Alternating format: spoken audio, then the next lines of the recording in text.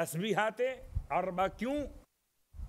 اس لیے کہ شروع ہو رہی ہے لفظ سبحان سے، سبحان اللہ والحمد للہ ولا الہ الا اللہ، اللہ اکبر۔ ایسا بہترین تحفہ ہے کہ جب اللہ کے خلیل اللہ کا گھر تعمیر کر رہے تھے تو یہ کلمات پڑھتے جاتے تھے اور پتھر لگاتے جاتے تھے۔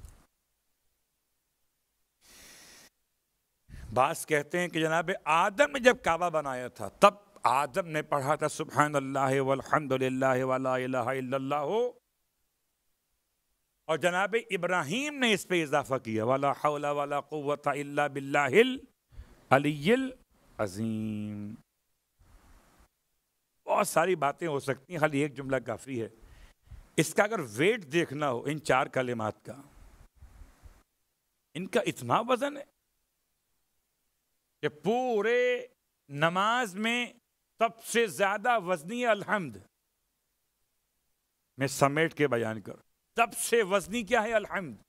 اس کے بغیر نماز ہوتی ہی نہیں سوائے دعائے نماز جنازہ کے۔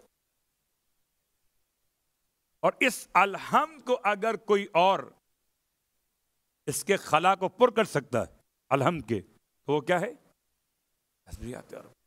عجیب کمال، رکعت سوم میں رکعت چہارم میں کہ افضل ہے انسان کے لیے کہ الحمد کے بجائے تسبیحات اربع پڑھے۔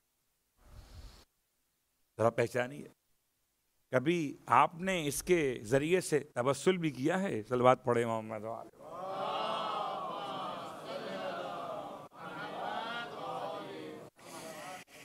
اس کے تین کلمات ہیں جو روایت میں بیان ہوئے، سبحان اللہ والحمد للہ ولا الہ الا اللہ وحدہ لا شریک لہ لہ الملک ولہ الحمد یحیی و یمیت وہو حی لا یموت بیدہ الخیر انک علی کل شیء قدیر۔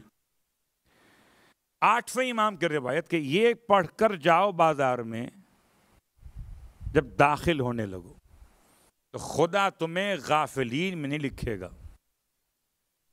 آج کل ہمیں اندازہ ہے کہ اب بازار ہیں اور ہمارے اور آپ کے مسائل ہیں، تو بازار میں جانے کی دعا امام رضا کی زبان مقدس، اور اگر بازار میں جاتے ہوئے راستے میں 7 مرتبہ سورہ کوثر پڑھ لیجئے تو پھر خدا آپ کے خریدے گئے مال میں برکتیں عطا فرما دیتا ہے۔ اور داخل ہوتے ہوئے، داخل ہونے سے پہلے، جیسے قبرستان میں داخلے کی دعا، جیسے مسجد میں داخلے کی دعا، ایسے مختصر دعا ہے بازار میں داخلے کی بر روایت امام رضا، سبحان اللہ والحمد للہ ولا الہ الا اللہ واللہ اکبر نہیں اس کے اندر۔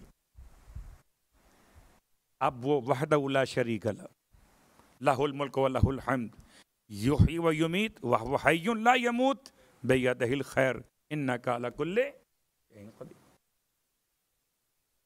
بازار میں جانے سے پہلے اس دعا کی تلاوت کر لیجیے۔